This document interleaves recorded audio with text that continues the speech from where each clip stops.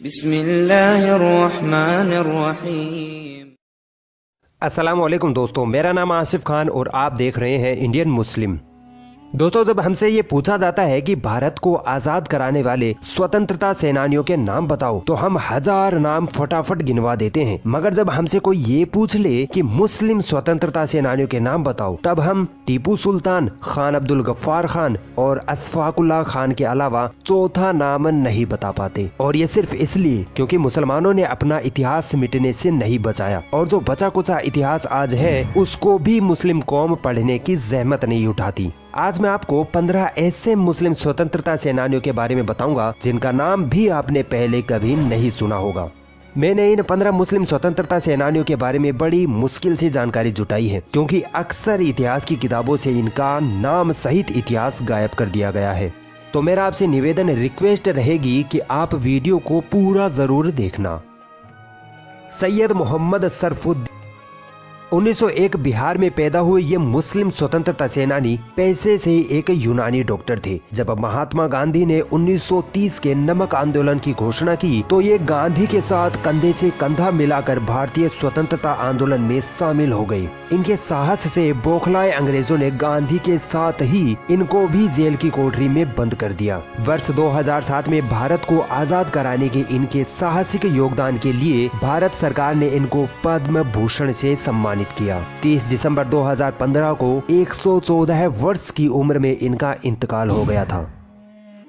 पीर अली खान हिंदुस्तान के सबसे कट्टर स्वतंत्रता सेनानियों में से एक थे, जिन्होंने 1857 की क्रांति में अंग्रेजों को दौड़ा दौड़ा कर मारा था। लेकिन हाय अफसोस, उनकी बहादुरी के किस्से इतिहास से मिटा दिए गए। एक बार पीर अली को अंग्रेजों ने बिना वजह गिरफ्तार करके उनके साथ बदसलूकी की। इस घटना ने पीर अली को इतना चिढ़ा दिया कि उन्होंने अंग्रेजों को भारत से भगाने की कसम खा ली, जिसके लिए उन्होंने कई लोगों का एक संगठन बनाया तथा किसी भी तरह से 50 बंदूकों का जुगाड़ कर लिया। मगर वो इस प्लान में नाकामयाब रहे। अंग्रेजों को इस प्लान के बारे में पता चलने पर अंग्रेजों ने पीर अली के कई साथियों को फांसी पर लटका दिया।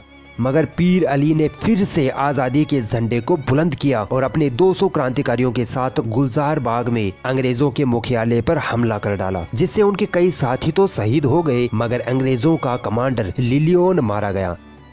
पीर अली को अंग्रेजों ने गिरफ्तार करके खूब टॉर्चर किया, मगर पीर अली आजादी के नारे लगाते रहे और लिलियन की हत्या के आरोप में उनको फांसी पर चढ़ाकर शहीद कर दिया गया। दोस्तों, बख्त खान ऐसे क्रांतिकारी थे जिससे अंग्रेज हमेशा खौफ खाते थे। 1797 में यूपी में पैदा हुए बख्त खान ने 1857 की क्रांति में महत्वपूर्ण योगदान दिया था।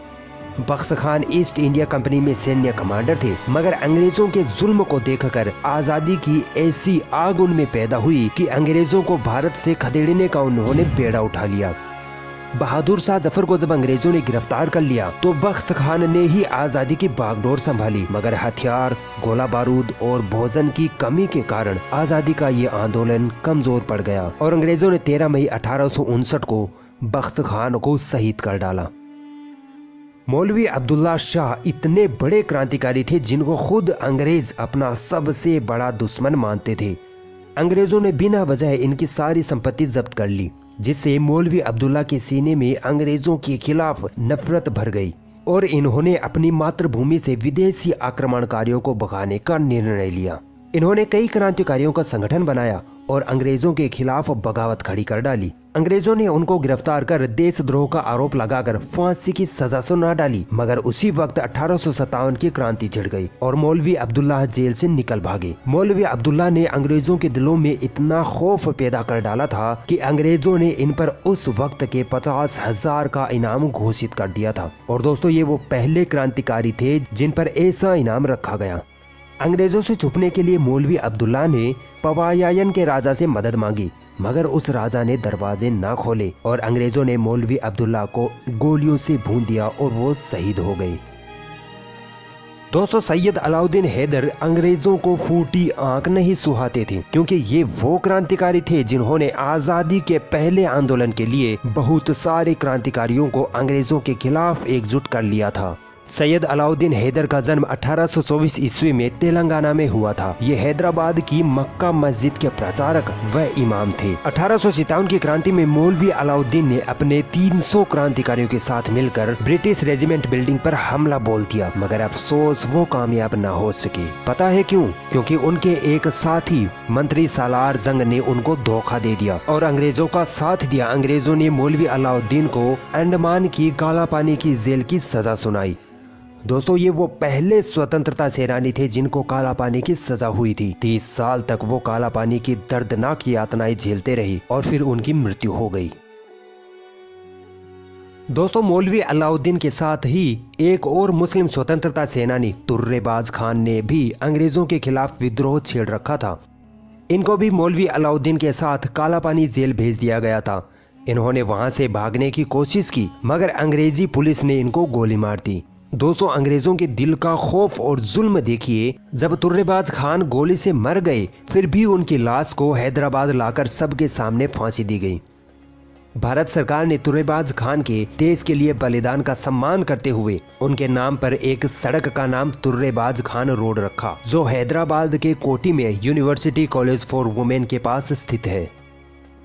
दोस्तों, अंग्रेजों का कहना था कि महमूद अल हसन हमारी हुकूमत के लिए खतरा है, क्योंकि महमूद अल हसन ने अपनी आखिरी सांस तक अंग्रेजों के साथ जंग जारी रखी थी। इनके साहस और हिम्मत की कोई मिसाल ना थी। 1851 में भारत के बरेली में इनका जन्म हुआ था और ये नए नए खुले दारुल उलूम देवबंद में दाखिला लेने वाले सबसे पहले तालिबे इल्म थे। इनका मानना था कि बिना युद्ध के अंग्रेजों को इस देश से भगाना मुश्किल है। अंग्रेजों ने महमूद हसन के विद्रोह से घबराकर उनको 1916 में गिरफ्तार कर लिया। 3 साल तक उनको जेल में यातनाएं दी गई। फिर जब वो जेल से बाहर आए तो उन्होंने एक फतवा जारी किया, जिसमें लिखा था कि अंग्रेज औपनिवेशिक अधिकारियों के साथ सभी सहयोग हराम है और सभी भारतीय मुसलमानों का फर्ज बनता है कि वो भारत की आजादी के आंदोलन में भाग लें। केंद्रीय खिलाफत समिति द्वारा महमूद अल हसन को शेखुल हिंद की उपाधि दी गई और 1920 में उनका निधन हो गया।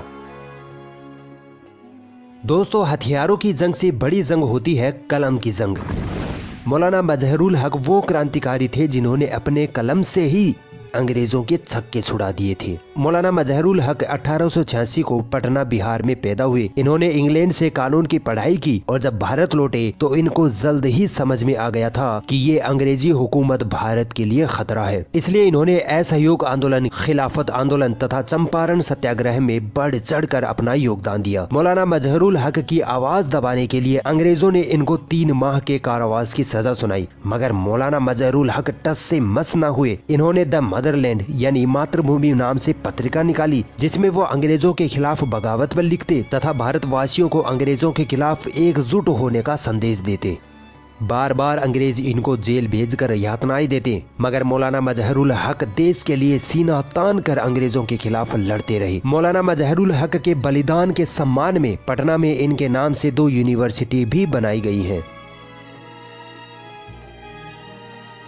मगफूर अहमद एजाजी का जन्म 1900 में बिहार में हुआ था। अंग्रेजों ने इनको अपनी स्कूल नॉर्थ ब्रुक से सिर्फ इसलिए निकाल दिया क्योंकि मगफूर अहमद भारत की आजादी के आंदोलनों में शामिल होने लगे थे।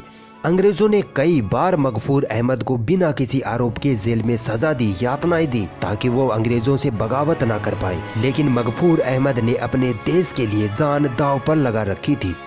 अंग्रेजों से भारत को आजाद कराने में इन्होंने पहले 1923 में अपनी पत्नी को खोया, फिर 1942 में अपने बेटे को भी खो दिया। मगफूर अहमद अंग्रेजों से तब तक लड़ते रहे जब तक भारत को आजादी नहीं मिल गई। 1966 में इनके आवास स्थान मुजफ्फरपुर में इनका निधन हो गया। आसफ अली का जन्म 1888 में हुआ था। दोस्तों, ये वो मुस्लिम वकील थे जो भारत के स्वतंत्रता सेनानियों को अंग्रेजों के चंगुल से छुड़ाने के लिए उनके पक्ष में केस लड़ा करते थे। जब बटुकेश्वर दत्त और भगत सिंह ने केंद्रीय विधानसभा में अंग्रेजों पर बम फेंक दिया था, तब यही वो आसफ अली स्वतंत्रता सेनानी थे जिन्होंने शहीद भगत सिंह का केस लड़ा था। भारत छोड़ो आंदोलन में इनके योगदान से खौफजदा अंग्रेजों ने इनको जवाहरलाल नेहरू के साथ अहमदनगर किले की जेल में बंद करके यातनाएं दी थी। भारत की आजादी में इनके बलिदान को सम्मानित करने के लिए 1989 में इनके नाम पर डाक टिकट भी जारी किया गया था।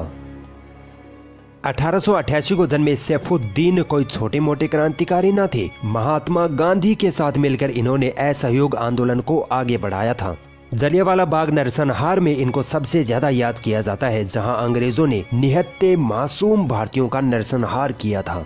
डॉक्टर सैफुद्दीन अंग्रेजों के साथ इतना लड़े कि इनको 14 साल तक जेल में बंद रखा गया।